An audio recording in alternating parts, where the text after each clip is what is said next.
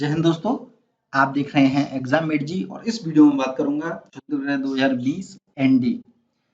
तो हाल ही में क्या हुआ है, नासा ने एक चेतावनी जारी कर दी है कि एक बहुत बड़ा क्षुद्र ग्रह जिसका नाम है क्षुद्र ग्रह एस्टेरॉयड 2020 एनडी 24 जुलाई को भारत के बहुत ज्यादा नजदीकी से गुजरेगा। वो नजदीक आखिरकार है क्या, उसके बारे में देखेंगे। और क्षुद्र ग्रह इम्पोर्टेंट है आपकी परीक्षा की दृष्टि से, प्रश्न आ चुका है और आने वाले समय में भी आ सकता है इस प्रकार से, उसके बारे में भी हम देखेंगे। तो सबसे पहले जान लेते हैं आखिरकार क्षुद्र ग्रह जो है होता क्या है। तो क्षुद्र ग्रह सिंपल सी बात है, नाम क्या जुड़ा हुआ है यहाँ पर, क्षुद्र, एक मिनट, नाम जुड़ा हुआ है यहाँ पर ग्रह, ठीक है, और यहाँ पर क्या जुड़ा हुआ है, क्षुद्र, टूटा फूटा, छोटा, ठीक है। और एक तरह से छोटे छोटे ग्रह, बहुत ज्यादा छोटे छोटे से ग्रह, क्योंकि ग्रह जुड़ा हुआ है तो क्षुद्र ग्रह है ही अपने आप में।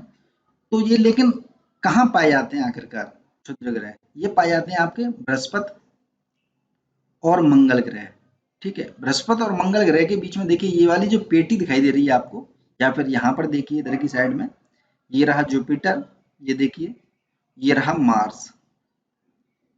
मार्स और जुपिटर के बीच में जो वाइट वाइट ये कलर के बहुत सारी पट्टियां जैसी दिखाई दे रही हैं, यहाँ भी आपको पट्टियां दिखाई दे रही होंगी, ये देखिए ये जो पूरी की पूरी क्या है, क्षुद्र ग्रहों की पट्टियां हैं। अब होता क्या है, इनमें से कुछ क्षुद्र ग्रह जो है बड़े हैं, जैसे एक क्षुद्र ग्रह है सीरीज नाम का, इसे इसे तो बौना ग्रह भी बोल दिया जाता है, और जो अपने स्वयं के गुरुत्वाकर्षण के खिंचाव के कारण गोल आकार पूरा का पूरा पा गया है, यानी कि ये ग्रह बनने की ही स्थिति में आ रहा है धीरे धीरे। हो सकता है एक आध लाख साल बाद या कभी भी ये ग्रह के रूप में जाना जाए पूरी तरह से। अब ये क्षुद्र ग्रह के रूप में है, ठीक है। कुछ ग्रह क्या होते हैं, एक मिनट, कुछ ग्रह क्या, ये क्षुद्र ग्रह क्या होते हैं, अपने गुरुत्वाकर्षण की शक्ति को बिल्कुल क्षीण हो जाती है, यानी कि आकार में भी बहुत ज्यादा छोटे हो जाते हैं।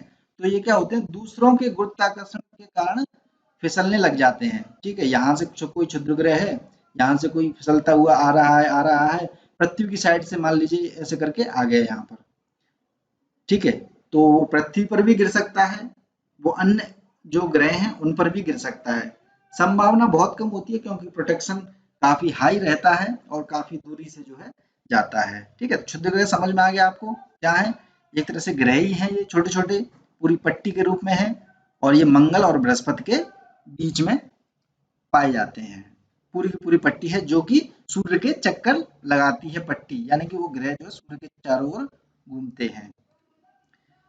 अब देखिए यहाँ पर क्या है, कुछ प्रमुख बिंदु हैं, इन पर देख लेते हैं। ये लगभग 170 मीटर लंबा है, ठीक है, 170 मीटर लंबा। यह क्षुद्र ग्रह पृथ्वी से 0.034 इंपोर्टेंट नहीं है लेकिन बस जानकारी के लिए, खगोलीय इकाई 0.034 खगोलीय इकाई का मतलब ये हो गया 50,86,328 किलोमीटर। सोचिए कितने दूरी से जा रहा है, 50,86,328 किलोमीटर दूरी से। जबकि आप देखोगे कि चंद्रमा जो है कितना दूर है पृथ्वी से, 3 लाख कुछ है, 3,82,83,000 ऐसे कुछ है किलोमीटर दूर है। तो चंद्रमा से कितना दूर होके जा रहा है ये, ठीक है, 50 गुना दूरी है इसकी कहीं ना कहीं, है ना। लेकिन फिर भी ग्रह है, क्षुद्र ग्रह है, मान लीजिए यहाँ पर आ गया तो खत्म पूरा मामला। जब तक पृथ्वी बच रही है तब तक बच रही है, लेकिन वो बचती रही क्योंकि हमारे पास प्रोटेक्शन भी है वातावरण का, उसके कारण भी कुछ छोटे छोटे क्षुद्र ग्रह उल्का पिंड जो है समाप्त हो जाते हैं। लेकिन ये काफी बड़ा है, इस वजह से इसे संभावित सूचीबद्ध श्रेणी में रखा गया है ना। तो आगे देखते हैं हम, के करीब होगा, और 48,000 किलोमीटर प्रति घंटा की गति से ये यात्रा कर रहा है। सोचिए 48,000 किलोमीटर, एक घंटे में 48,000 किलोमीटर, सोचिए ये आ रहा है उधर से। पृथ्वी से इस क्षुद्र ग्रह की दूरी के कारण इसे संभावित खतरनाक, पोटेंशियली डेंजरस श्रेणी में सूचीबद्ध किया जाता है। आखिरकार ये संभावित खतरनाक श्रेणी है क्या, इसके बारे में देख लेते हैं। तो पोटेंशियली जो संभावित खतरनाक श्रेणी है, जिसे PHAS भी बोल दिया जाता है शॉर्ट में।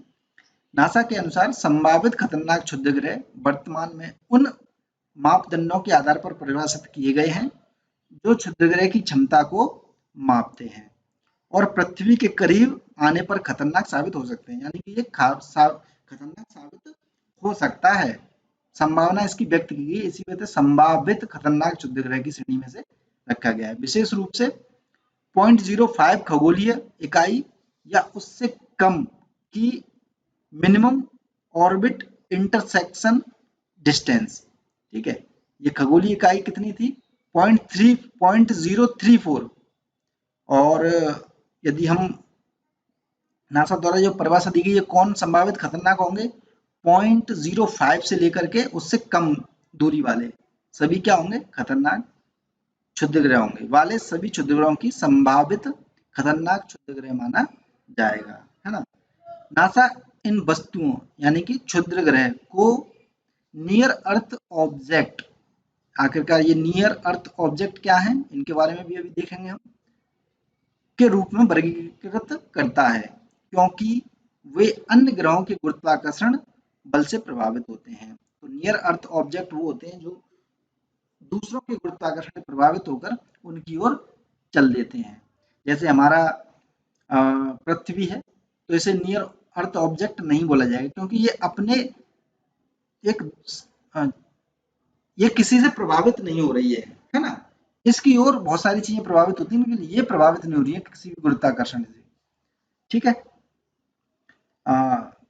जिससे के परिणाम स्वरूप हमारी सौर प्रणाली से उनकी निकटता होती है। फिर भी यह आवश्यक नहीं है कि PHAs के रूप में वर्गीकृत क्षुद्रग्रह पृथ्वी को प्रभावित करेंगे ही, ठीक है। ये जरूरी नहीं है कि ये भले ही श्रेणी में है ये, लेकिन कोई जरूरी नहीं कि ये प्रभावित करें, क्योंकि बहुत सारे प्रोटेक्शन मिले हुए हैं वातावरण के रूप में उससे, और इतनी दूरी है बहुत ज्यादा, तो बिल्कुल भी घबराने की जरूरत नहीं है। आखिरकार ये नियर अर्थ ऑब्जेक्ट क्या होते हैं? ये क्या होते हैं? धूमकेतु, क्षुद्रग्रह हैं ये, ठीक है। धूमकेतु भी हो सकता है, क्षुद्रग्रह भी हो सकते हैं इसके अंदर। तो ये ध्यान में रखना है आपको प्री पॉइंट ऑफ व्यू से।